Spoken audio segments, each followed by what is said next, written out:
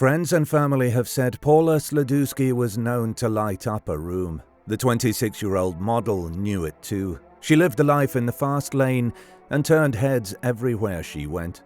But was all that attention always for the right reason? Investigators who found Paula's body the morning after her last night of partying in Miami think not. Now, over a decade later, they are still scratching their heads as to who may have killed Paula and why. Today we'll crack open the case in an attempt to find out what most likely happened in this heartbreaking tragedy.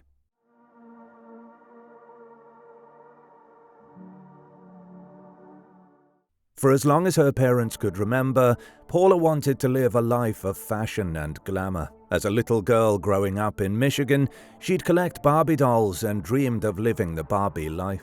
She dreamed of becoming a model, but her path took a turn into nightlife. She became an exotic dancer for nightclubs in Michigan and California. She also appeared in videos for Playboy. Her time in this world took a turn down a dark path towards drinking and partying. At one point, her mother, Patsy Watkins, noticed that Paula would wake up shaking in the morning from lack of drinking. She was beginning to show signs of a serious alcoholic. She tried to deter Paula, but that didn't stop her from continuing to live life in the fast lane. Around that same time, Paula began dating a man named Kevin Klim. He had the same party persona as Paula. According to Patsy, Kevin was abusive and she was terrified of him. In fact, just a month before Paula's passing, Kevin had been arrested for assault. He had broken Paula's nose and given her a black eye. Sadly, only weeks after that incident, they were still together and were making plans to celebrate New Year's. According to investigators, Paula and Kevin were originally planning to fly to Las Vegas to celebrate. However, they soon discovered it would be cheaper to fly to Miami, Florida instead to celebrate New Year's 2010. When the couple arrived, they decided to also attend a Lady Gaga concert in the area in early January. Friends and locals encouraged Paula and Kevin to check out a famous nightclub nearby known as Club Space. It was January 3, 2010 when the pair stumbled into the club early in the morning at approximately 5:30 a.m. They had already been drinking and partying for a while. Something happened and tempers flared. The couple ended up having a huge fight in the middle of the club. Bouncers quickly stepped in. Per Club Space policy, they first led Kevin out around 7:21 a.m. Police has since confirmed that he took a taxi back to his hotel. Shortly after, they also led Paula outside. Surveillance cameras from the club showed Paula being trailed by a man no one has been able to identify since. It was the last time she would be seen alive. Later that morning in downtown Miami, Kevin woke up and discovered Paula had not returned to the hotel. He tried calling her but remembered he still had her phone with him, since he usually carried it when they went clubbing. He decided to return to the nightclub in hopes she would be in that area or she could get some information.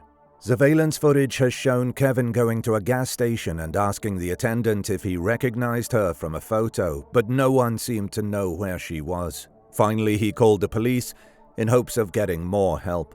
Kevin then contacted Paula's parents and explained she was missing.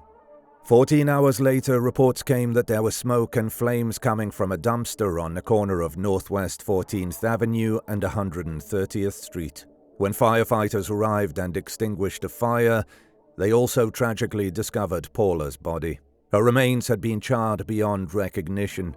Mysteriously, she had been found 12 long miles away from the club.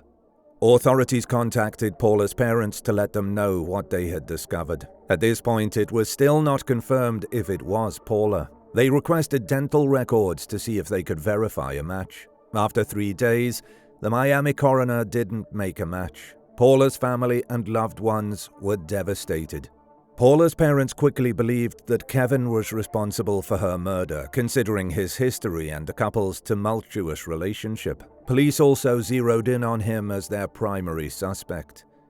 Detectives apprehended Kevin and confiscated all of his belongings. He was held in a holding facility for 12 hours as they repeatedly questioned him on what happened. However, police could not ignore the security footage from the nightclub. It showed that Kevin had already left, and his records from the taxi trip also confirmed he was nowhere near her when she went missing. Not only that, but the dumpster was considered too far to take a body without a car and not be noticed by witnesses. He and Paula had been getting around Miami in taxis. About a month later, police released a composite sketch to the public. The man had been described by a witness who saw him and Paula leaving the club together. Kevin believed the sketch looked like one of the bouncers. Police verified that they already cleared everyone at the club. All of their alibis had been cleared. Kevin hired a private investigator of his own to try and figure out what happened. The private eye did his own investigation and was able to find a compelling witness who may have seen Paula late that morning. According to the eyewitness, he had been out walking his dog that morning when he saw a truck driving down a one-way street going the wrong way. This was about a block from the nightclub. The man driving the truck was a white man in his 50s, and he seemed to be driving towards a blonde woman walking down the sidewalk. The eyewitness believes that the woman looked like Paula based on photos. According to the witness, Paula got into the truck with him and left. It wasn't long before Paula's sister, Kelly Farris, came down to Miami to try and figure out what had happened. Paula's own parents did not come along, on the other hand. Patsy, in particular, was contacting media outlets to try and convince the public that Kevin was the murderer. Farris had other opinions about Kevin. She was quoted as saying, "He shouldn't have left her, and he's going to live with that the rest of his life. And he's devastated about that. He's taken that really hard."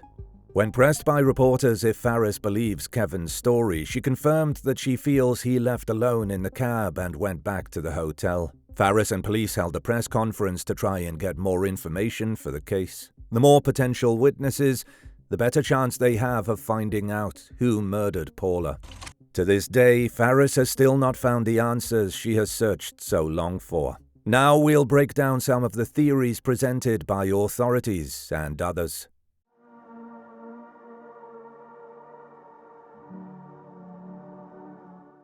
Police and family of Paula were quick to blame Kevin for the murder, which would be logical, considering his history of domestic violence, going so far as to break Paula's nose. He clearly is not beyond the capability. Paula's mother still believes he may be the one who committed the crime. On the other hand, even the police have cleared Kevin. The evidence proving he was not involved is convincing.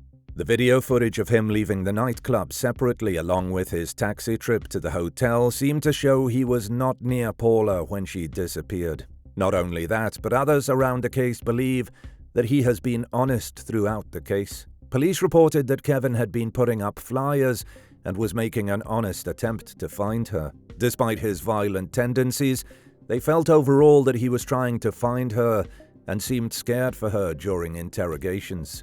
Another theory has resurfaced over and over in the case. This revolved around the idea that Paula had gone off with a stranger on the street outside the nightclub. A bouncer had revealed a detail that had not been captured on security cameras. The eyewitness described Paula walking away from the club, hand in hand with a man on the street nearby. Kevin had told police that guys were swarming all over Paula at the dance club, and that was the reason he wanted to get her out of there. Was her killer one of the guys hitting on her, or a perfect stranger? Kevin has since said in reports that he felt Paula was too perceptive to wander off with a strange man. He was quoted as saying, "She'd been working in clubs in Detroit for 8 years. Okay, Detroit's not a nice area, and she never had any problems." However, Kevin's theory is that Paula did go off with another man from the club. He claims that the whole reason the fight broke out was that too many men in the club were hitting on Paula and trying to dance with her. He tried to get her to leave as he couldn't keep the men away from her. This is when their fight broke out. He tried grabbing her arm, and the bartender noticed and called security. When Kevin was kicked out of the club by security, he pleaded to let him get Paula so they could leave together.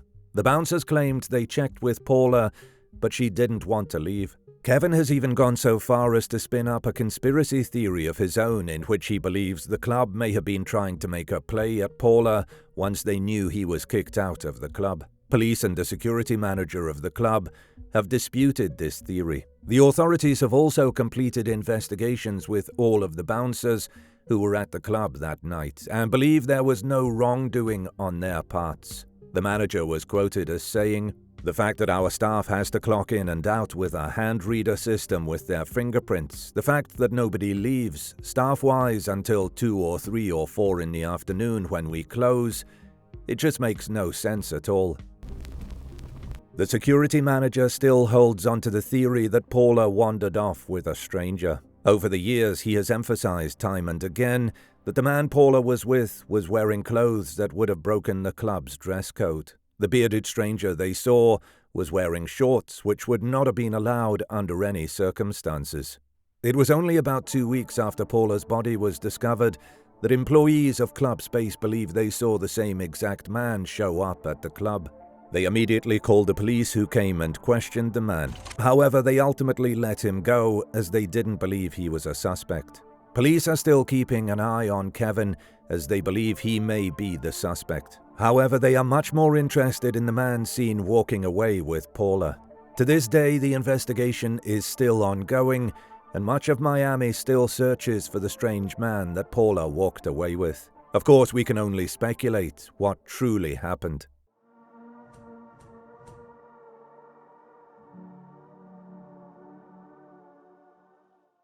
It's often considered a cliché that the husband or boyfriend did it in these types of criminal cases. However, this is often a reality when you examine the statistics. At first glance, it would seem that this would also be the same case, considering Paula's demise. Her boyfriend Kevin even had a history of domestic violence, was prone to angry outbursts, and was a heavy drinker.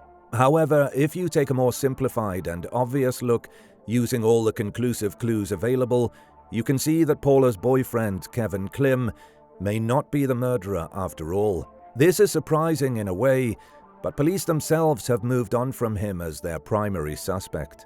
Although mysterious and bizarre, it seems that Paula was most likely murdered by a stranger from outside the nightclub. Club Space was extremely popular and had a lot of guests at any given time. This required a top-notch security crew to maintain order. They even required fingerprinting just to clock in and out of their shifts. It seems likely that the security manager and his employees had given accurate eyewitness testimonies about the man in the shorts walking away with Paula. That being said, she probably only went with him at first because she was inebriated. If he made advances or tried to force her into a vehicle, her proven experience dealing with men in these situations likely caused her instincts to kick in. An altercation could have occurred, and the mystery man probably retaliated with violence, resulting in her death. At that point, the killer needed to dispose of her body. If you consider the area, the I-95 freeway near Club Space heads directly north past an exit not far from the Northwest 14th Avenue and 130th Street intersection where she was left. In a panic, the killer likely hopped on the nearest freeway and started heading north. The 10A exit is mostly residential, but just a few blocks east is a small neighborhood filled with mechanical shops and even a junkyard. This would mean fewer witnesses. At this point, the killer disposed of the body, but did not start the fire. Statistically, many murderers return to the scene of the crime. In this case, the killer could have grown skittish about evidence and returned to the dumpster to light the fire. Authorities found the fire had been started 30 minutes prior to their arrival. However, 14 hours had passed since Paula was last seen. This means the killer waited till around 10 p.m., so they had the cover of darkness. While it's statistically less likely that a person would be murdered by a stranger as opposed to someone they know, it's also more statistically likely that a person would be murdered if they engaged in certain high-risk activities. Sadly, Paula Sladewski's lifestyle put her in a position where she was more prone to a murderous attack. Paula would be in her 40s now. She was taken at only 26 years old and had an entire life ahead of her. Tragically, her family and loved ones may never truly know what happened to her, and only time will tell if any new clues reveal themselves.